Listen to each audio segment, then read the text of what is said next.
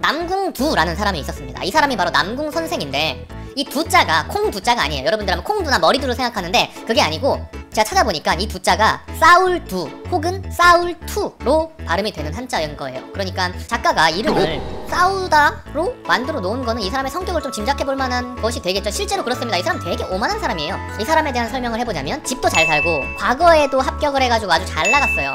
집도 잘 살고 과거에도 합격해서 잘 나니까 사람이 어떻게 성격이 되겠어? 거만한 성격이라고 생각해볼 수 있겠죠. 아닐 수도 있겠지만 그 거만했어요. 서울에 살면서 이 사람이 전라북도의 한 시골에 자기의 애첩을 두고 가을마다 내려가가지고 거기서 농장을 경영하고 뭐 애첩이랑 뭐 꽁냥꽁냥 했겠죠. 이 첩이 예뻤겠죠. 그런데 남궁두는 가을에만 내려갔단 말이에요.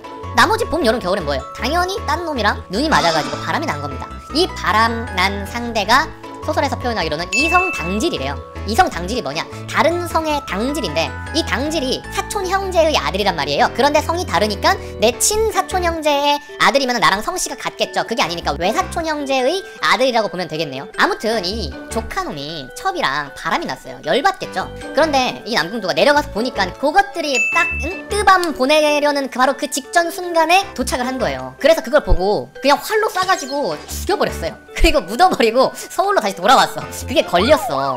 사람을 살해하고 그게 걸렸어요. 거만한 사람이니까 적이 되게 많았겠죠. 다 남궁두를 잡아들이는 거에 적극적이 된 거예요. 이 남궁두의 아내가 있었는데, 아내는 그래도 남궁두가 걱정스러웠겠잖아요. 그래서 남궁두의 아내가 와서 남궁두 잡아놓은 그 옥을 지키는 간수가 만취하도록 술을 먹였대요. 그걸 또 어떻게 먹였는지 모르겠지만 아무튼 그렇게 술을 먹이고 남궁두를 빼냈습니다. 남궁두가 그래서 도망쳤는데 이 아내랑 자식은 도망을 못 쳤어요. 간수가 술에 깨서 보니까 남궁두를 못 찾잖아요. 이미 도망가고 없는 사람이니까. 그래서 너희들이라도 하면서 남궁두의 부인과 딸을 잡아와가지고 옥중에서 가둬서 굶겨 죽였습니다. 여기서 이렇게 도망친 남궁두는 절에 들어가서 중이 됐어요. 근데 1년 후에 들킵니다. 병졸들이 남궁두를 붙잡으러 오던 밤에 갑자기 꿈속에서 산신령이 갑자기 달아나라고, 너 뒤질 거니까 빨리 달아나! 라고 해가지고 달아납니다. 그렇게 튄 남궁두는 지리산도 갔다가 태백산도 갔다가 했는데, 이 태백산에서 젊은 중을 만났는데 이 사람이 신기하게 남궁두 이 사람의 과거에 대해서 기가 막히게 알아맞히는 거예요. 그래가지고 이게 뭐야? 깜짝 놀라가지고 그 중한테 제 스승이 되어주십시오 라고 간곡하게 부탁을 합니다. 그 중이 그 말을 듣고 나는 별 볼 일 없고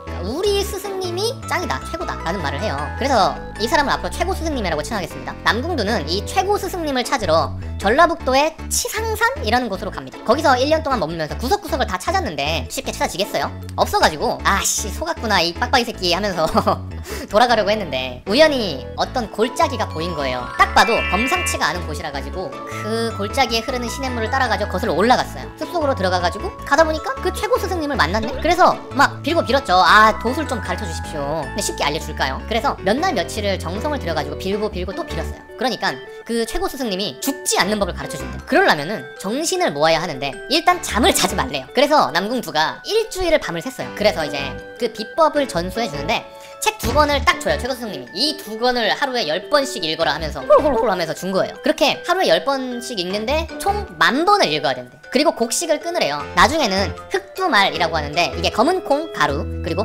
황정이라고 하는 둥굴레, 그리고 복숭아씨 가루, 요것들을 한 숟갈씩 물에 타가지고 하루에 2번 쉐킷쉐킷 해가지고 보충제처럼 꼬깍꼬깍 먹는 걸로 더 이상 아무것도 먹지 마라 라고 한 거예요. 죽을 것 같은데 꾸역꾸역 참고 이 검은콩 가루, 둥굴레, 복숭아씨 가루를 21일째 먹으니까 갑자기 배 안이 가득 채워진 느낌이 들었대요. 남궁두가 이렇게 막 다음 수련, 더 어려운 다음 수련을 막 하다가 거의 신선이 될 끝자락에 도달을 했는데 거기서 실패를 한 거예요.